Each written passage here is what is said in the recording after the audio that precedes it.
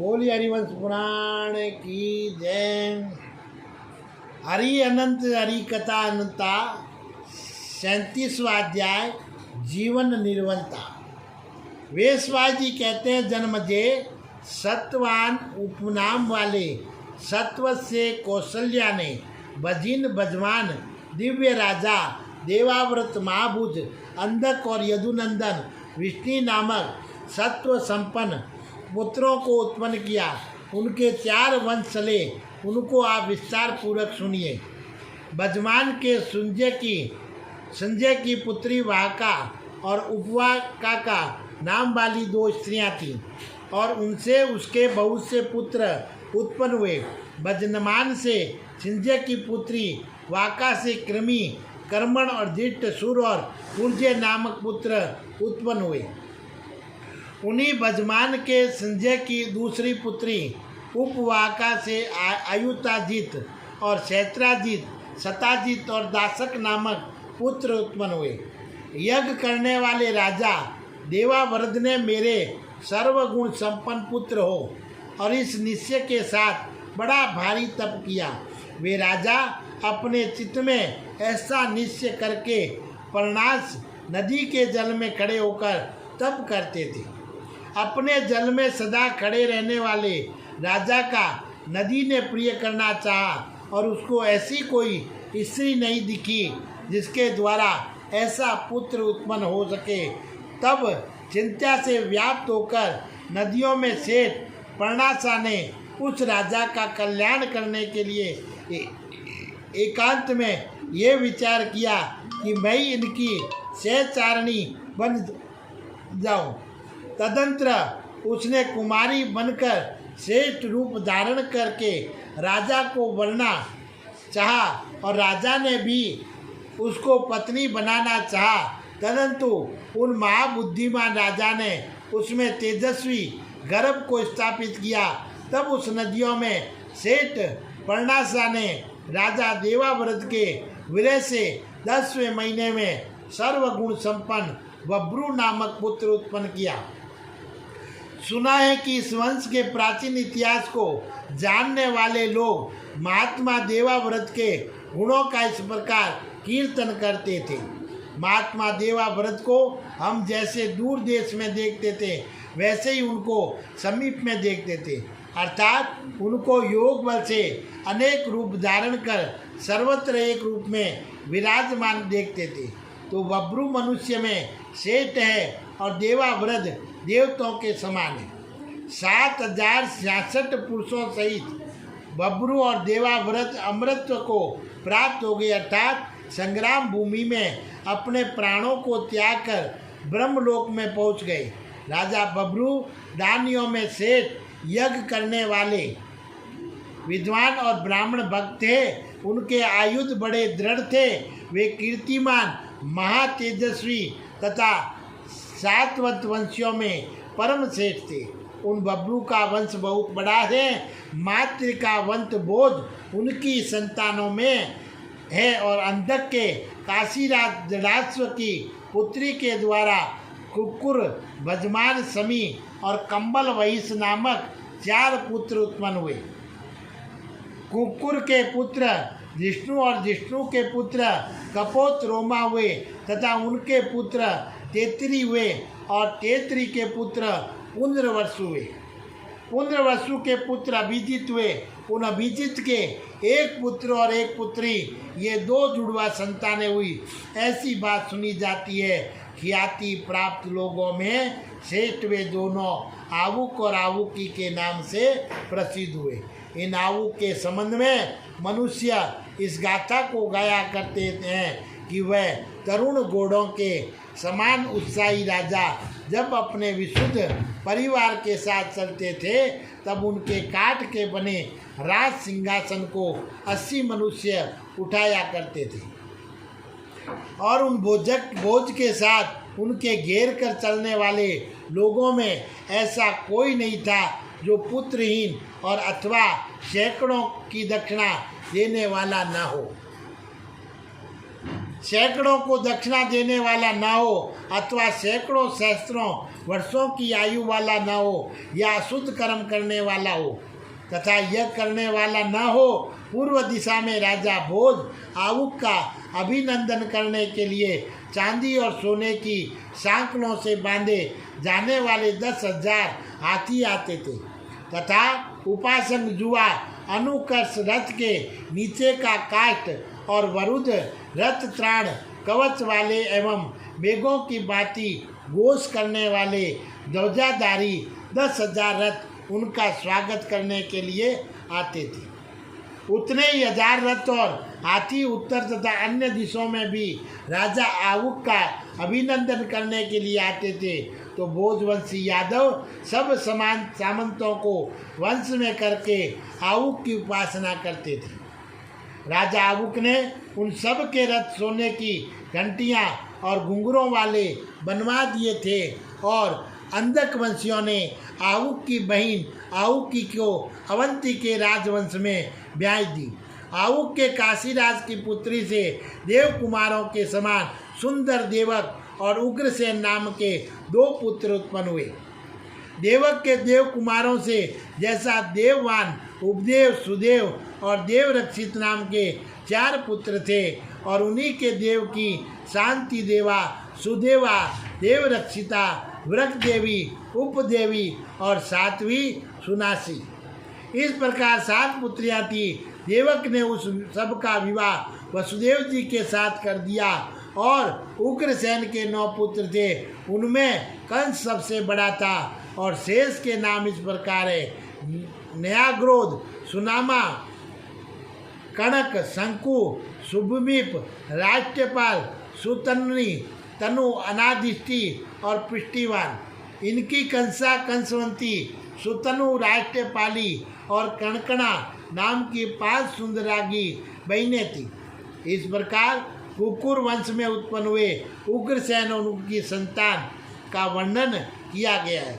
जो मनुष्य इन अमित तेजस्वी कंकुरों के वंश का वर्णन सुनता है वह संतान पाता है तथा उनके वंश की बड़ी वृद्धि होती है।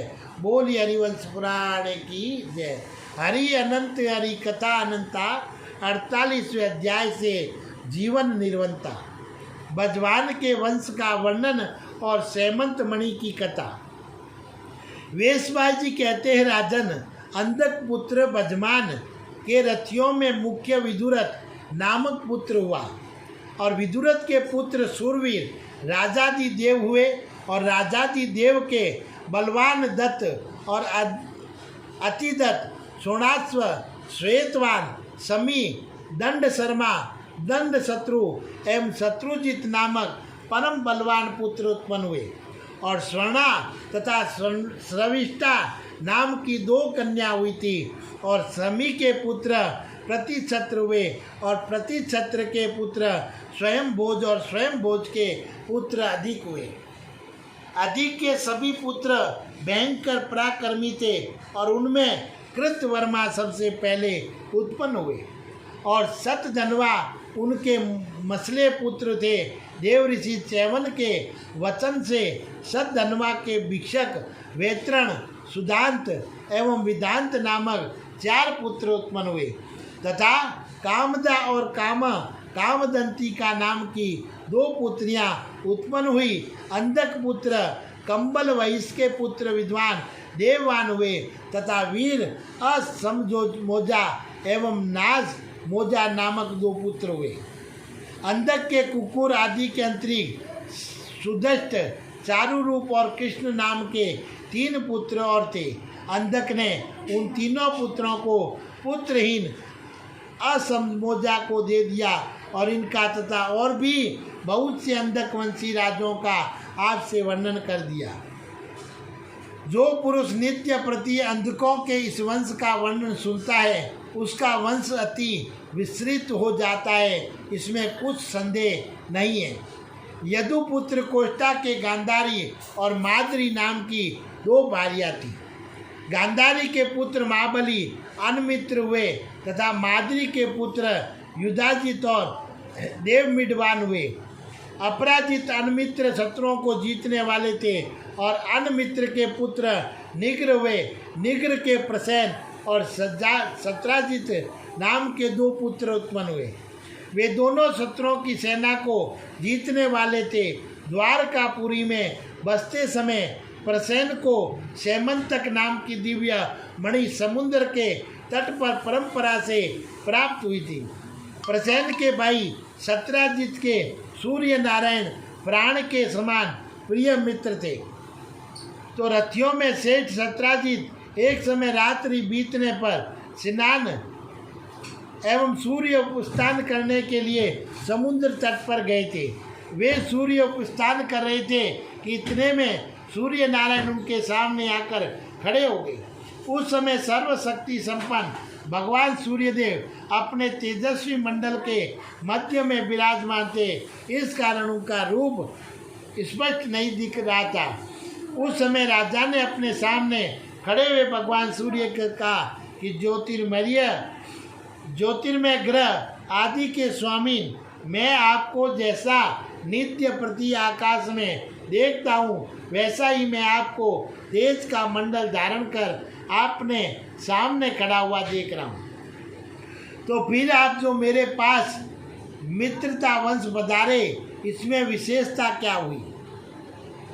तो इतना सुनते ही प्रभु सूर्य नारायण ने अपने कंठ से मणिरक्त सेमंत को उतार कर एकांत में अलग रख दिया और तब राजा स्पष्ट अवयवों वाले सूर्य नारायण के शरीर को देखकर प्रसन्न हुए और उन्होंने सूर्य नारायण के साथ मूर्त भर 2 घड़ी तक वार्तालाप किया।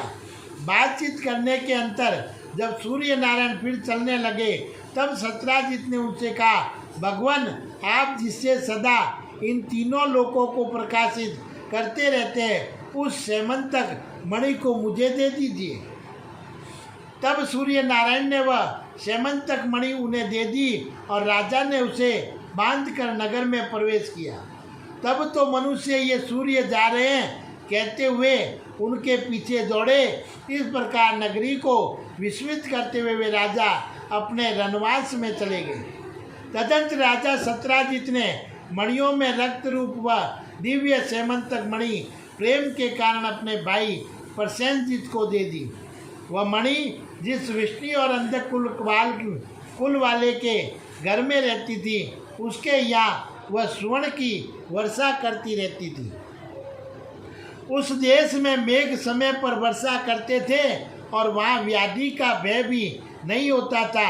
और श्री कृष्ण ने प्रसेनजित से मणियों में रक्त के समान वह दिव्य मणि सेमंतक लेनी चाहिए, परंतु उसने नहीं दी। श्री कृष्ण यद्यपि समर्थ थे तथापि वह मणि उन्होंने बलपूर्वक नहीं छीनी। प्रसेन एक समय उस मणि से विभूषित होकर शिकार खेलने गए और मणि के कारण ही वन में विचरण करने वाले सिंह के द्वारा मारे गए। तदंतर महाबली ऋक्षराज जामवान ने उस दौड़ते हुए सिंह को मार डाला और उस मणि रत्न को लेकर वे अपने बिल गुफा में घुस गए। उस समय प्रसन्न के मारे जाने से सभी विष्णु और अंतकों ने ये समझा कि श्री कृष्ण ने सत्राजित से मणि मांगी थी, एतम उन्होंने ही उसको मार डाला होगा। यद्यपि उन्होंने ये कार्य नहीं किया था, फिर भी उन धर्मात्मा पर ऐसी शंका की जा रही थी। एतम मैं मणि को लाऊंगा, ये प्रतिज्ञा करके वे वन को चले। उन्होंने विश्वासी मनुष्यों से जहाँ प्रसेन ने शिकार खेला था वहाँ उनके पैरों के चिन्हों का पता लगाया और उन चिन्हों के सारे खोज लगाते लगाते जब महामना श्री कृष्ण थक गए तब उन्होंने ऋक्षवान और विंध्य नामक श्रेष्ठ पर्वतों को देखा। श्री कृष्ण ने वहाँ प्रसेन को और उसके घोड़े को मरा हुआ पाया, परंतु जिसकी उनको इच्छा थी वह मणि उन्हें वहाँ नहीं मिली। तदंतर प्रसेन की लाश से थोड़ी दूर पर ऋक्ष के द्वारा मारा हुआ सिर उन्हें पड़ा हुआ दिखा। मारने वाले के पैरों से ये पता चलता था कि ये ऋक्ष था। तदंतर माधव ने ऋक्ष के पद चिन्हों से ऋछ की गुफा को ढूंढना आरंभ किया। राजन, उस समय श्री कृष्ण ने ऋछ के बिल के पास पहुंचने पर एक स्त्री की वाणी सुनी। उन्होंने ऐसा लगा कि दाए जामवान के बालक पुत्र को लेकर मणि से खिलाती हुई उससे कह रही थी कि तू रो मत। दाई कह रही थी, मेरे मुन्ना सिंह ने प्रसन्न को मार डाला और सिंह को जामवंत ने मार डाला। अब तू रो मत, ये सेमंत मणि अब तेरी ही है।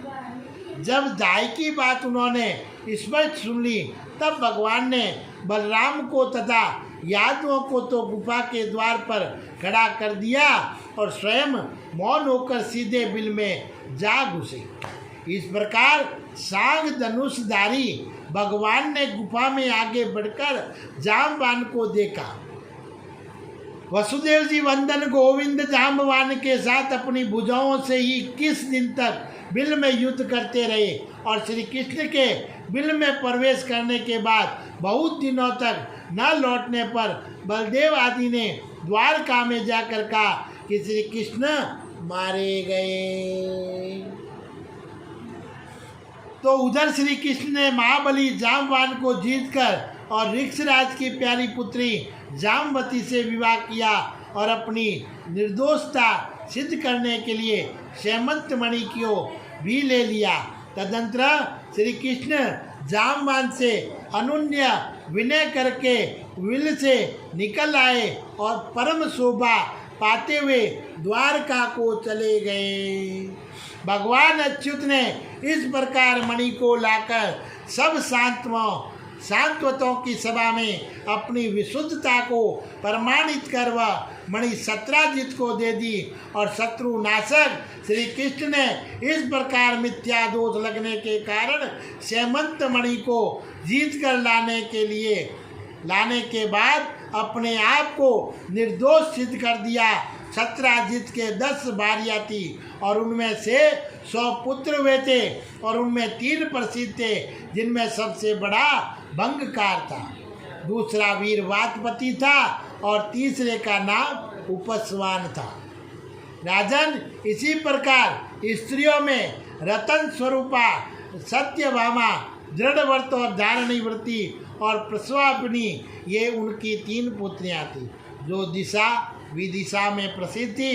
इनमें से उसने सत्यभामा का विवाह श्री कृष्ण के साथ कर दिया। बड़कार के पुत्र समाक्ष और नारये हुए। ये दोनों अपने रूप और गुणों के कारण मनुष्यों में उत्तम माने जाते थे। अब कोटा की छोटी रानी माद्री के पुत्र युधाजित के वंश का वर्णन किया जाता है।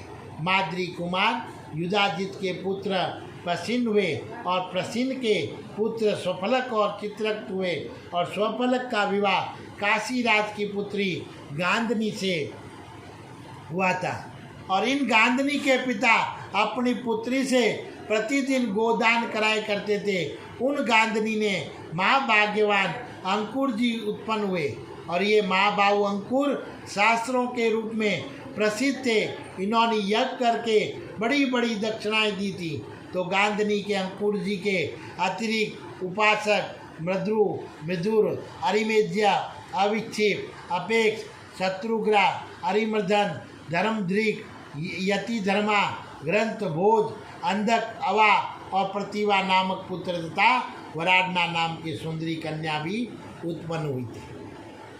वे साम विदेश की रानी प्रसिद्ध है। इनकी रूप यौवन से संपन्न एवं सब प्राणियों के मन को मोहित करने वाली कन्या का नाम वसुंधरा तथा कुरुनंदन अंकुर से उग्रसेनी के द्वारा देवताओं के समान कांति वाले प्रसेन और उपदेव नाम के 2 पुत्र उत्पन्न हुए। अंकुर जी के चाचा चित्रक थे। स्वर्णा और स्वर्णिष्ठा नाम की 2 धर्म पत्नियां थीं। उनसे पृथु, विपृथु, अश्वग्रीवी, अशुबाहु, सुपार्श्वर, गवेषण, अरिष्टनेमी, अश्वा, सुधर्मा, धर्मभृत, सुबाहु, बहुबाहु नामक पुत्र हुए। जो पुरुष श्री कृष्ण के इस मिथ्या कलक की कथा को पढ़ता है उसको झूठे दोष कभी नहीं लगते हैं। बोलिए श्री कृष्ण भगवान की जय। पुराणों की कथाओं का यही फायदा है। बिन मांगे मोती मिले, मांगे मिले न भीख है। इसमें हर कथा के पीछे कुछ न कुछ फल प्राप्त होगा। और वो चित्ररथ के चित्रगुप्त और धर्मराज की नगरी में लेखा जाता है और इस जीव के शरीर को शांति भी प्राप्त करता है। बोलिए हरिवंश पुराण की जय। हरि अनंत हरि कथा अनंता 39वें अध्याय से प्रभु जीवन निर्वंता। शेमंत मणि के कारण प्रसेन, सत्राजित और सतधनवा का मारा जाना, बलदेव जी का दुर्योधन को गदा विद्या सिखाना, अंकुर जी का श्री कृष्ण को मणि देना और श्री कृष्ण का पुनः अंकुर को मणि लौटा देना। वेशवास जी कहते हैं, जन्मदे श्री कृष्ण ने सत्राजित को जो मणियों में रत्न स्वरूप शेमंत मणि लौटा दी थी, बब्रू अंकुर उसको सतधनवा के द्वारा चुरवाना चाहने लगे। मणि स्वर्ण देती थी, इस कारण उसको चाहते हुए अंकुर अनिध सुंदरी सत्यभामा को भी सदा चाहती थी। एक दिन मौका पाकर महाबली सतधनवा ने रात्रि में सत्राजित को मारकर वह मणि लाकर अंकुर जी को दे दी थी। बरसरब उस समय अंकुर ने रत्न लेकर सतधनवा से प्रतिज्ञा करा ली कि आप किसी को ये न बताइए कि मणि मेरे पास है। जब श्री कृष्ण ससुर के वध से क्रोध में भरकर और आपके पीछे पड़ेंगे, तब हम भी आपके साथ में खड़े होकर लड़ेंगे। आजकल सारी द्वारका मेरे वंश में है और इसमें आप कुछ संदेह न समझे। यशस्वनी सत्यभामा पिता के मारे जाने पर बड़ी दुखी हुई और रथ पर चढ़कर हस्तिनापुर को चली गई। वहाँ दुखिया सत्यभामा ने अपने पति से भोजवंशी सतधनवा की करतूत कह सुनाई और वे उनके पास खड़ी होकर नेत्रों से आंसू बहाने लगे। उस समय श्री कृष्ण हस्तिनापुर में थे और लाक्षागृह में भस्म हुए पांडवों की उदक क्रिया कर चुके थे और इसके उपरांत उन्होंने पांडवों का अस्थि संचय करने का कार्य सात्यकी को सौंप दिया और तदंतर श्रीमान कृष्णचंद्र ने तुरंत ही द्वारकापुरी में आकर अपने बड़े भाई हलधर से ये बात कही। प्रभु प्रसेन को सिंह ने मार डाला था और सतधनवा ने सत्राजित को मार डाला। अब इस मणि का उधाराधिकार मुझे प्राप्त होता है। अब मैं उसका स्वामी हूँ और महाबाहो, इसलिए अब आप शीघ्र ही रथ पर चढ़िए और महाबली भोज वंशी सतधनवा को मारने के बाद वह शेमंत मणि निसंदेह हमारी होगी। तदंतर भोजवंशी सतधनवा और श्री कृष्ण में घमासान युद्ध आरंभ हुआ और उस समय सतधनवा सब दिशाओं में अंकुर को देखने लगा। सतधनवा और श्री कृष्ण को क्रोध में भरा हुआ देखकर अंकुर समर्थन होने पर भी सटता के कारण अधिक के पुत्र सतधनवा की सहायता करने नहीं गए। तब तो भय से घबराया हुआ सतधनवा भागने का विचार करने लगा और वे घोड़ी पर चढ़कर 400 कोस से अधिक दूर निकल गया। राजन सतधनवा ने जिस घोड़ी पर चढ़कर श्री कृष्ण के साथ युद्ध किया था, उस घोड़ी का नाम इर्द्या था और वह 400 कोस का धावा मारने वाली के रूप में प्रसिद्ध थी और घोड़ी वेग से चलने के कारण 400 कोस का मार्ग तय करने के बाद थकने लगी। और इधर सतधनवा ने श्री कृष्ण के रथ को बढ़ते देखकर घोड़ी को छोड़ दिया और वह पैदल भागने लगा और भारत तदंतर उस घोड़ी ने श्रम और खेद के कारण अपने प्राणों को छोड़ दिया। और उस समय श्री कृष्ण ने बलदेव जी से कहा कि महाबाहो, घोड़े थक गए, उनका ये दोष मैंने देख लिया है, अतः आप यहाँ यहीं ठहरिए, मैं पैदल ही जाकर और मणियों में रत्न स्वरूप शेमंत मणि को छीन लाऊंगा। तो राजन तदंतर अस्त्र विद्या के पारगामी श्री कृष्ण ने पैदल ही जाकर सतधनवा को मिथिला नगरी के समीप मार डाला। तो बाहुबली भोजवंशी सतधनवा को मारने पर भी श्री कृष्ण को शेमंत मणि न मिली। श्री कृष्ण के वापस आने पर बलदेव जी ने उनसे कहा कि वह मणि रतन दीजिए। तब श्री कृष्ण ने कहा, मणि तो वहाँ नहीं मिली। तब तो बलदेव जी ने क्रोध में भरकर बारंबार धिकार है कहकर श्री कृष्ण से कहा, भाई होने के कारण आपकी इस करतूत को मैं सह रहा हूँ, आपका कल्याण हो। मैं चलता हूँ, अब मुझे द्वारका से, आपसे और विष्णुवंशियों से भी कोई काम नहीं है। तदंतर शत्रुमर्दन बलदेव जी मिथिलापुरी में चले गए। वहाँ मिथिला नरेश ने बहुत से पदार्थों की भेंट देकर बलदेव जी का स्वागत किया। इसी समय बुद्धिमानों में सेठ बब्रुवंशी अंकुर जी भी अनेक प्रकार के बहुत से यज्ञों को धड़कले साथ करने के लगे। तो माँ यशस्वी बुद्धिमान गांधी पुत्र ने सेमंतक के लिए दीक्षा रूपी कवच को अपनी रक्षा के लिए पहन लिया, अर्थात यज्ञ में दीक्षा लेने वाले को युद्ध करने का अधिकार नहीं होता, इसलिए उन्होंने युद्ध से बचने का ये मार्ग निकाल लिया। तो उनके बाद धर्मात्मा अंकुर ने 60 वर्षों तक यज्ञों में अनेक प्रकार के द्रव्य और उत्तम रत्न दक्षिणा रूप में दिए, और उन महात्माओं के लिखे हुए वे सब यज्ञ अंकुर यज्ञों के नाम से प्रसिद्ध है। उनमें बहुत सा अन्न और बहुत सी दक्षिणाएं दी गई तथा उन सभी यज्ञों में ऋत्विजों की सब प्रकार की कामनाएं पूर्ण की गई। इसी समय शक्तिशाली राजा दुर्योधन ने मिथिलापुरी में जाकर बलदेव जी से दिव्य गदा विद्या शिक्षा ग्रहण की थी। तदंतर विष्णु और अंधकवंशी महारथी तथा महात्मा श्री कृष्ण बलराम जी को प्रसन्न करके द्वारका में ही बुला लाए।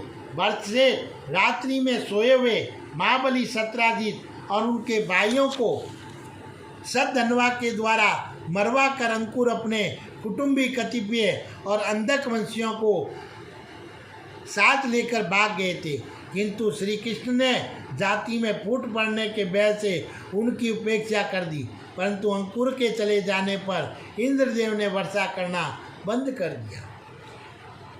जब अनावृष्टि होने से राज्य के मनुष्य प्राय दुर्बल होने लगे, तब कुकुर और अंधकवंशियों ने अंकुर को अनुन्य विनय करके द्वारका लौटने के लिए राजी कर लिया। फिर क्या था, उन दानपति अंकुर के द्वारकापुरी में वापस आते ही सहस्त्राक्ष इंद्र ने समुद्र के तटवर्ती प्रदेश पर जोरों से वर्षा करनी आरंभ कर दी। तो कुरुनंदन बुद्धिमान अंकुर जी ने अपनी शीलवती बहन का जो कुमारी थी श्री कृष्ण के साथ उनको प्रसन्न करने के लिए विवाह कर दिया। तदंतर जनार्दन श्री कृष्ण ने योग के द्वारा ये जानकर कि मणि अंकुर के पास है, सभा में बैठे हुए अंकुर से एक दिन कहा, माननीय विभो, जो मणि रतन सेमंतक आपके पास है, आप उसे दे दीजिए। अनायरता का व्यवहार न कीजिए। निष्पाप अंकुर जी, 60 वर्ष पहले मणि के कारण से जो रोष मुझे चढ़ा था, वही रोष बहुत समय बीतने पर भी मुझे फिर बार बार आ रहा है, अतः इस मणि को मुझे दे दीजिए। इस प्रकार श्री कृष्ण के कहने पर महाबुद्धिमान अंकुर जी ने संपूर्ण सात्वतों की सभा में वह मणि बिना कष्ट पाए ही श्री कृष्ण को अर्पण कर दी। तदंतर अंकुर जी के हाथ से सरलतापूर्वक मणि पा जाने पर अरिंदमन श्री कृष्ण ने मन में प्रसन्न होकर वह मणि फिर अंकुर जी को दे दी। तब श्री कृष्ण के हाथ से मिली हुई मणि रतन सेमंत मणि को गले में बांधकर गांधनी पुत्र अंकुर सूर्य के समान सुशोभित हुए। इस प्रकार जो मनुष्य पवित्र होकर सावधान पूर्वक इस कथा को नित्य प्रति सुनता है, उसको फल रूप में संपूर्ण सुख प्राप्त होता है और निर्षेध उसकी कीर्ति ब्रह्मलोक तक पहुँचती है, और इसमें कुछ संदेह नहीं। यह मैं आपसे सत्य कह रहा हूँ। बोलिए सतगुरुदेव की जय, बोलिए श्री कृष्ण भगवान की जय। इस कथाओं का यही फल है, और संसार में भक्ति है, ज्ञान और वैराग्य नहीं है, और ज्ञान के बिना प्रभु का ध्यान नहीं लगता है। तो बोलिए हरिवंश पुराण की जय। हरि अनंत हरि कथा अनंता 40वें अध्याय से जीवन का जीवन निर्वंता। जन्मजय का भगवान के वरा, नरसिंह, परशुराम, श्री कृष्ण आदि अवतारों का रहस्य पूछना। जन्मजय ने कहा, ब्रह्मांड, मैंने कथा कहने वाले सज्जनों के मुख से अमित तेजस्वी विष्णु के अवतारों में वरा अवतार की भी बात पुराणों में सुनी है। वरा शब्द का आध्यात्मिक अर्थ वर और अर्थात श्रेष्ठ यज्ञ है, परंतु मैं उन वरा भगवान के सर्व कार्य जनक स्वरूप चरित्र को, अपूर्व स्वरूप का आविष्कार करने की विधि को, अनुष्ठान की आवश्यकता रूप विस्तार को तथा उनके कर्म अर्थात उसके कर्म से तृप्त होने वाले देवता आदि तथा गुण देश द्रव काल आदि एवं संतान प्रयोग विधि को, हेतु अर्थात अधिकार को और वे किस अभिप्राय से त्यागात्मक स्वरूप को ग्रहण करते हैं उसे मैं कुछ नहीं समझता। अतः आप मुझे ये सब बातें समझाइए। इस प्रकार वरा अवतार के अधियज्ञ स्वरूप की बात पूछने के अंतर अब राजा जन्मजय उनके आदि देवी रूप के विषय में पूछते हैं। उन वरा का वास्तविक स्वरूप क्या है, उनकी मूर्ति बाहिर आकृति कैसी है, उनका अधिष्ठाता देवता कौन है और उनके कर्म क्या है, उनका प्रभाव कैसा है और उन्होंने इस अवतार में क्या किया था। मैंने कृष्ण दुपायमान जी का कहा हुआ महावरा का चरित्र यज्ञ में एकत्रित हुए ब्राह्मणों के वाद विवाद में सुना है, परंतु उसका तत्व मेरी समझ में नहीं आया है। ब्रह्मांड भगवान नारायण ने जिस प्रकार वरा रूप धारण किया, उन अरिशुद्धन भगवान ने जिस प्रकार अपनी दाढ़ों से समुद्र के गर्भ में पड़ी हुई पृथ्वी का उद्धार किया, ये सब मुझे आप बताने की कृपा करें। तो मैं शत्रु सनारक परम ज्ञानी हरि रूप भगवान श्री कृष्ण के वरा आदि सब अवतारों में किए हुए सभी चरित्रों को विस्तार पूर्वक पूर्ण रीति से सुनना चाहता हूँ। ब्रह्मांड लीलाओं के क्रम से इस सर्वव्यापी भगवान के जितने भी अवतार हुए, उन सब की और उन अवतारों के समय उनकी जो प्रकृति थी उसकी आप कृपा करके व्याख्या कीजिए। फिर देवताओं के शत्रुओं का नाश करने वाले परम चतुर भगवान विष्णु वसुदेव के कुल में उत्पन्न होकर और वासुदेव क्यों कहलाए, अर्थात वे कर्म बंधन से रहित होने पर भी उत्तम स्थान से नीचे स्थान में क्यों आए। वे देवताओं से गिरे हुए एवं पुण्य आत्मा द्वारा सेवित पवित्र देवलोक को छोड़कर इस मर्त लोक में क्यों आए।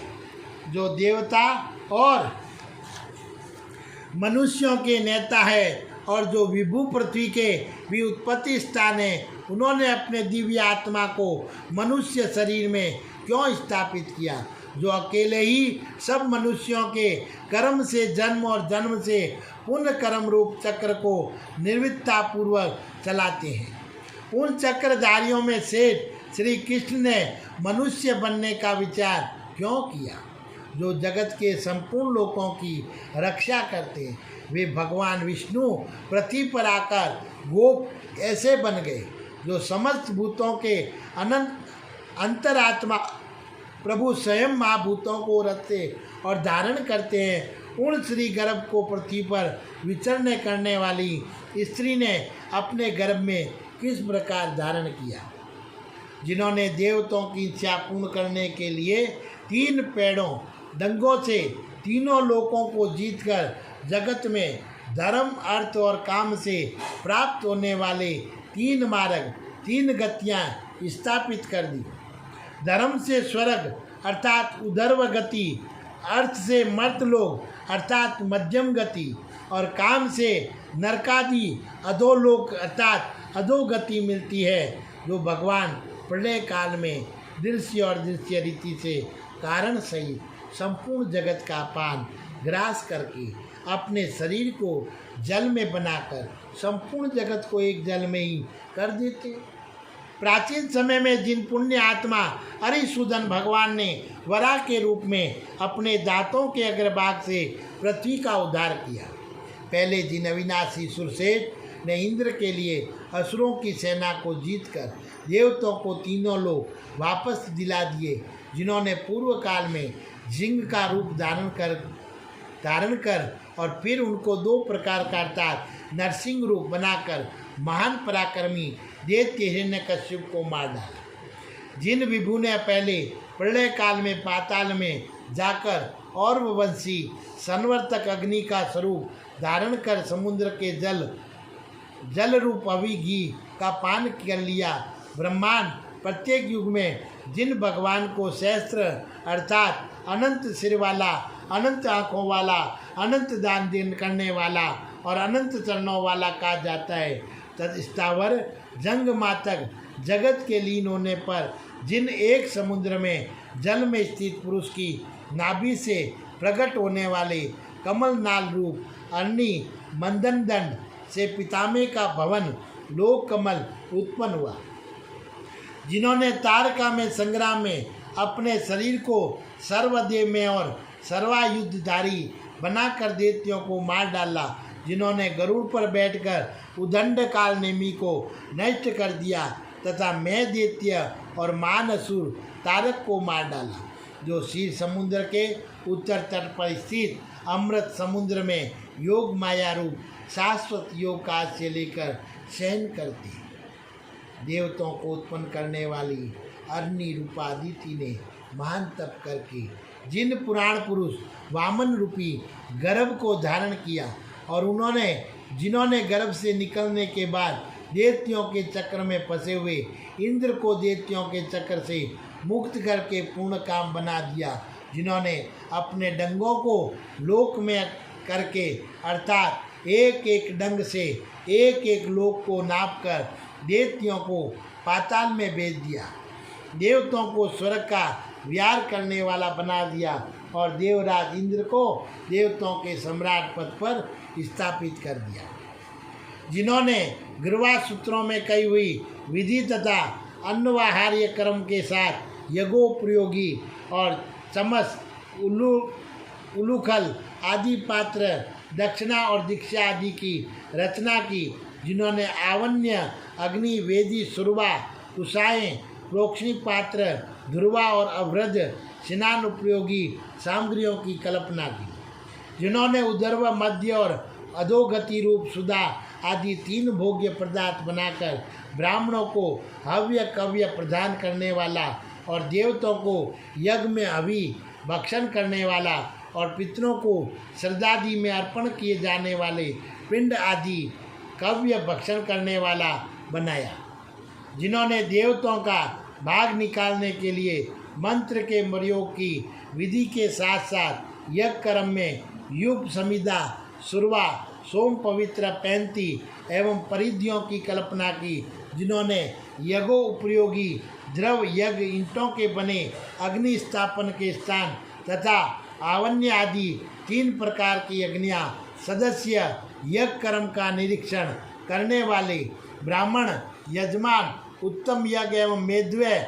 आदि पदार्थों का ब्रह्मा जी की प्रचलित की हुई विधि से विभाग किया और जिन्होंने लोकों को युगों के अनुरूप बनाकर फिर अपना हाथ उठा लिया, जिन्होंने क्षण लव काष्ठा कला प्रातः मध्याय श्याम काल रूप 3 काल मूर्त तिथि मास पक्ष वर्ष ऋतु काल के विविध योग नित्य नैमित्तिक और काम्य इन 3 प्रकार के प्रमेय कर्मों में श्रुति स्मृति शिष्टाचार रूप 3 प्रकार का प्रमाण आयु क्षेत्र स्थावर जंगम शरीर और वृद्धि 2 पैर 4 पैर आदि लक्षण और आकृति की सुंदरता रची और जिन्होंने 3 वर्ण शूद्र को यज्ञ करने का अधिकार नहीं है अतः उसका ग्रहण नहीं किया, भू आदि 3 लोग ऋग यजुर साम रूप 3 विद्याएं ग्रापत्य और आवन्य एवं दक्षिण नाम की 3 अग्नियाँ भूत भविष्य और वर्तमान रूप 3 काल सात्विक राजस और तामस रूप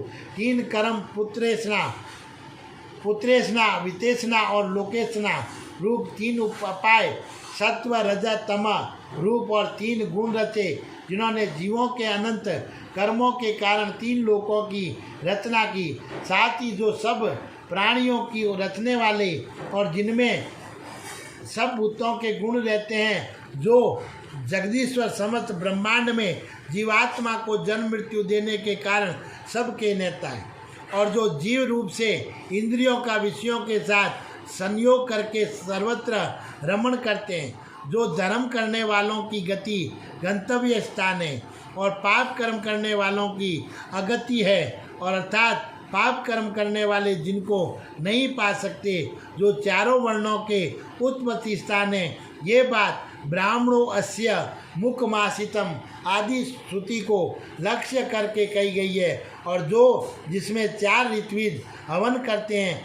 ऐसे चातुर्होत्र यज्ञ के रक्षक है, जो नान विच्छिकी द्रयी वार्ता और दंड नीति रूप 4 विद्यों के ज्ञाता है, जो ब्रह्मचर्य गृहस्थ वानप्रस्थ एवं संन्यास रूप 4 आश्रमों के आश्रय, अर्थात जिनकी प्राप्ति के लिए 4 आश्रमों के धर्मों का पालन किया जाता है, और दिशाएं जिनके गर्भ में रहती है, अर्थात जो दिशाओं को भी अवकाश देते हैं, तथा जो वायु आकाश जल अग्नि और पृथ्वी रूप है, जो चंद्रमा और सूर्य को भी ज्योति देने वाले हैं, योगेश्वर है, मोह रूपी रात्रि का अंतकरण करने वाले हैं, जो परम ज्योति स्वरूप सुने जाते हैं, अर्थात जिनका ज्योति स्वरूप नेत्र सर्वत्र सब कुछ देखता है, और जो परम तप स्वरूप सुने जाते हैं, अर्थात जो परम तपस्या के द्वारा प्राप्त होते हैं, जिनको पर सूत्रात्मा और अपर विराट भी कहते हैं, और जो परात्पर है, अर्थात सूत्रात्मा से भी पर माया संपन्न महेश्वर सगुण ब्रह्मा है। आत्मवान अर्थात आत्मा के समानी माया रूपी शरीर वाले वेद नारायण का ही निरूपण करते हैं। सभी क्रियाओं का पर्यवसान भी नारायण में ही होता है। धर्म का लक्ष्य भी नारायण है। संपूर्ण गतियों की परम गति नारायण है। नारायण ही सत्य के आधार है। नारायण ही सत्य के आधार, नारायण ही तप के द्वारा प्राप्य है। नारायण ही मोक्ष के आधार है। नारायण ही परम आश्चर्य रूप है, जो प्रभु आकाश में विचरण करने वाले आदित्य आदि ग्रहों के स्वरूप में स्थित है, और दैत्यों का संहार करने वाले हैं, जो प्रलय के समय काल का रूप धारण कर लेते हैं।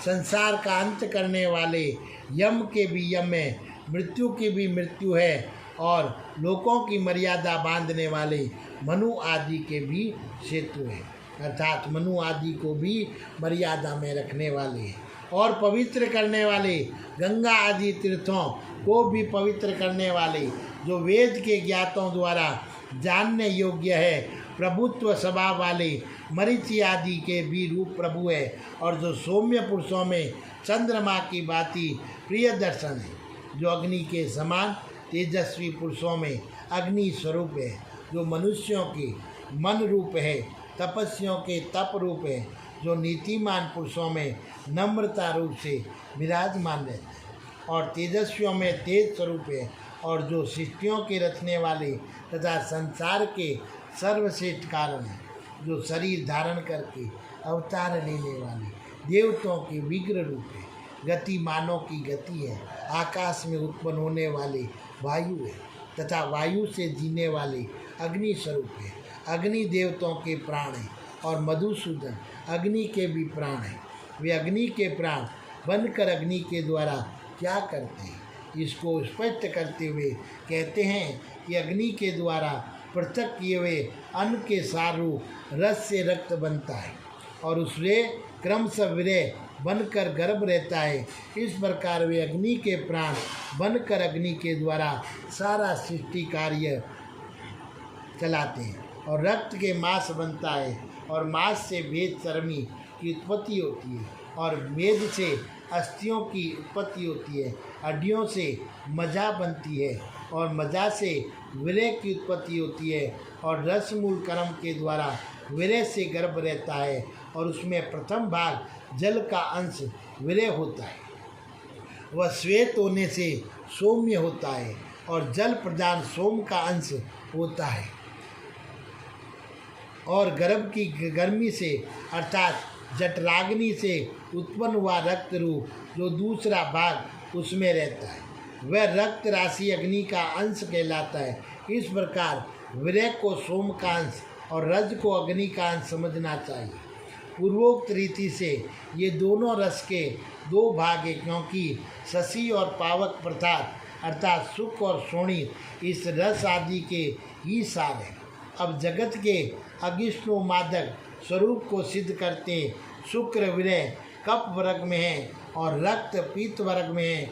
वीर्य के आश्रय से रहने वाले और जिसका देवता सोम है, ऐसे कप का स्थान हृदय है।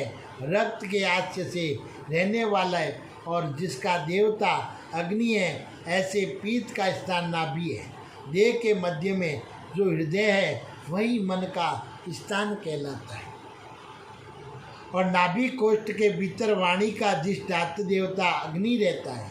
मन का अधिष्ठाता देवता प्रजापति होने के कारण मन को प्रजापति समझना चाहिए, कप को सोम समझना चाहिए और पीत को अग्नि कहा गया है।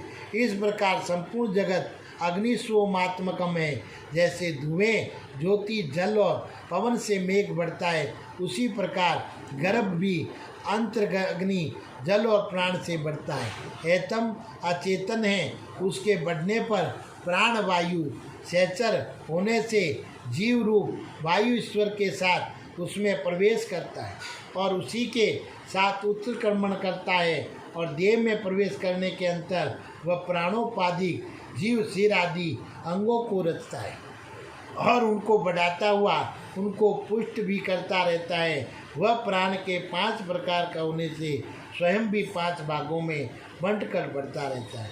वे 5 भेद इस प्रकार हैं: प्राण, अपान, समान, उदान और व्यान। और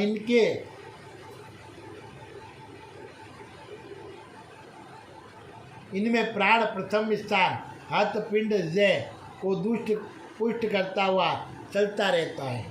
अपान प्राणी के जंघा से लेकर चरण तक अर्ध शरीर की ओर, उदान प्राणी जंघा के ऊपर के उदर्व शरीर को बढ़ाता है तथा व्यान व्यायाम अर्थात बल साध्य कर्म करता है। एतम वह शरीर की सब संधियों में वर्तमान रहता है एवं समान नाभि में रहकर खाई और पी हुई वस्तुओं को समान करता है, यथा स्थान पहुँचा देता है। इस प्रकार प्राण के कर्मों का विभाग होने के अंतर जीवों को इंद्रियों के विषय रूप आदि के द्वारा उनके आश्य अग्नि आदि भूतों का साक्षात्कार होता है। इसका कारण ये है कि पृथ्वी, जल, तेज, वायु और 5वां आकाश ये सब इंद्रियों के रूप में परिणित होकर और शरीर के अंतर्गत अपने अपने नेत्र, गोलक आदि स्थानों में प्रविष्ट हो जाते हैं। इस प्रकार वे अपने अपने रजातियों को ग्रहण करते अर्थात पार्थिव घ्राणेन्द्रियाँ पृथ्वी के घृण गंधक को ग्रहण करती है, जलीय रसेंद्रिय जल के गुण रस को ग्रहण करती है, तेजस चक्षु तेज के गुण रूप को ग्रहण करती है, वाव्य तवंगेंद्रियाँ वायु के गुण स्पर्श को ग्रहण करती है और आकाशीय श्रोत्रिय आकाश के गुण शब्द को ग्रहण करती है। देह को अर्थात इकटे हुए कठिनाश को पृथ्वी का विकार कहते हैं, प्राण को वायु का, शरीर में स्थित 9 छिद्रों को आकाश का विकार कहते हैं और शरीर से निकलने वाले मूत्र, पसीना, वीर्य आदि सभी स्रवा जल के विकार हैं। चक्षुर इंद्रिय तेज स्वरूप है, इन सब पृथ्वी आदि के सम्मिलित तेज का अंश मन है। ये सभी इंद्रियों का नियामक है, इन सब को वंश में रखता है। मन के सहयोग से ही ये सब कार्यक्षम होती है। इस मन के विरय शक्ति से ही रूप आदि के आस्य पृथ्वी आदि का समूह और गंध आदि विषय प्रत्यक्ष होते हैं अथवा ग्राम नगर सब मन के लगने पर ही बनाए जाते हैं। पुरुषोत्तम भगवान विष्णु इस प्रकार इन सनातन लोकों को रचते रहते हैं। ऐसे विष्णु भगवान इस मरणशील संसार में मनुष्य क्यों बने? ब्रह्मांड मुझे यही संदेह और बड़ा भारी विस्मय हो रहा है कि गतिमानों को भी गति देने वाले भगवान ने मनुष्य शरीर किस लिए धारण किया। मैंने अपने वंश की और अपने पूर्वजों की उत्पत्ति सुन ली। अब मैं विष्णु की और विष्णुवंशियों की उत्पत्ति को क्रमानुसार सुनना चाहता हूँ। महामुने, देवता और दैत्य विष्णु को परम अचरज भरा बताते हैं, अतः आप विष्णु की अचरज से भरी हुई उत्पत्ति का मुझसे वर्णन कीजिए। आप बल और वीर्य के लिए प्रसिद्ध अमित तेजस्वी भगवान विष्णु के इस सुख देने वाले आश्चर्यजनक आख्यान को सुनाइए और आश्चर्य स्वरूप विष्णु के कर्मों को तथा तत्वों को भी मुझे सुनाइए। बोलिए श्री कृष्ण भगवान की जय। श्रीमन्नारायण भवतारायण, श्रीमन्नारायण भवतारायण, श्रीमन्नारायण नारायण नारायण। बोलिए नारायण भगवान की जय। बोलिए श्री हरिवंश पुराण की जय। हरि अनंत हरि कथा अनंता, पुराणों को सुनने से जीवन निर्वंता।